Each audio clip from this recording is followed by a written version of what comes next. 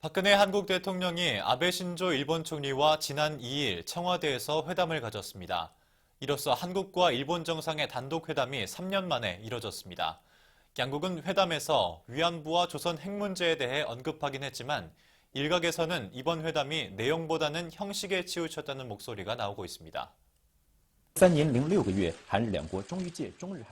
제6차 중한일 정상회담을 계기로 3년 6개월 만에 한일 정상회담이 다시 이뤄졌습니다.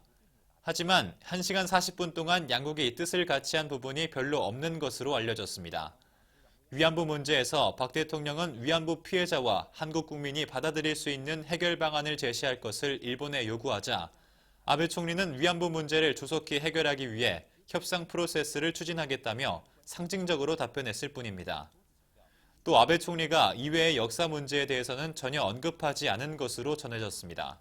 한일 양국 관계가 지속적인 긴장세를 이어가고 있는 가운데 박 대통령은 일본이 위안부 문제에서 사과하지 않는 한 아베 총리와 공식 회담을 가지지 않을 것이라는 입장을 거듭 강조한 바 있습니다. 하지만 이번 한일 정상회담이 이루어진 데 대해 일각에서는 박 대통령이 일정한 양보를 하고 한일 정상회담이 재가동된 것은 미국과 연관된다는 분석이 나왔습니다. 미국의 맹호인 한국과 일본은 워싱턴 글로벌 전략사슬의 중요한 구성 부분이고 또 한미일 3국 협력 메커니즘은 오바마의 아시아태평양 재균형 전략의 관건입니다. 갈수록 커져가는 극단 세력, 여전히 해결하지 못하고 있는 아프가니스탄과 이스라엘, 팔레스타인, 그리고 시리아 문제, 지속적인 긴장세를 이어가고 있는 중동 정세 때문에 현재 미국은 아시아태평양 지역의 여러 가지 어려움을 해결할 여력이 없습니다. 이 때문에 미국은 한일 양국 정상회담이 성사되고 양국이 조속히 관계를 개선해 협력을 추진함으로써 미국의 외부 압력을 한일과 나눌 수 있기를 희망하고 있습니다.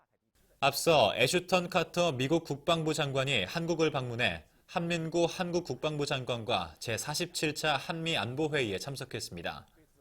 회의 기간 두 장관은 국방상무 협력을 강화하기로 합의하고 판문점 비군사 지역을 방문했습니다. 우연인지 계획인지는 알 수 없지만 한국에 대한 미국의 전략적 수요가 있다는 점만은 추측할 수 있습니다. 중한 양국 관계가 갈수록 밀접해짐에 따라 미국은 한국의 대외 전략이 중국으로 기울면서 아시아태평양 지역에서의 전략적 이익에 피해가 될까 우려하고 있습니다. 이에 미국은 한국과의 맹후 관계를 돈독히 하고 한일 관계를 회복해 한미일 3국 협력을 추진할 수 있기를 희망하고 있습니다. 한국 언론은 자국이 중국과 미국 사이에서 전략적 균형을 유지해야 한다고 보도했습니다.